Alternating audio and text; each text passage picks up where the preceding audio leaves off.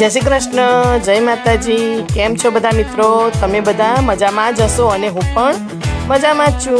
365 दिवसनी blog सीरीजनो आ छे 76मो blog. मैं तो मारू रूटीन काम पताव्युं अने पछी चा नास्तो पण पतावी दीधो। चा नास्तो पताव्यो अने पछी हुं तो लई बेसी गई तांदळजानी भाजी बटवा। अने काले राते मैं कारेला हता ने तेने कापीने मीठावाळा करीने मूकी दीधा हता। आजे तो मारे जमवामां बनाववानुं हतुं भरेला कारेलानुं शाक, એટલે ठेचानो मसालो बनाव्यो। तमे बधाए ठेचानो मसालो तो जोयो ज हशे, ना जोयो होय तो मने कॉमेंट करजो, हूँ तमने तेनी रीत पण आपीश।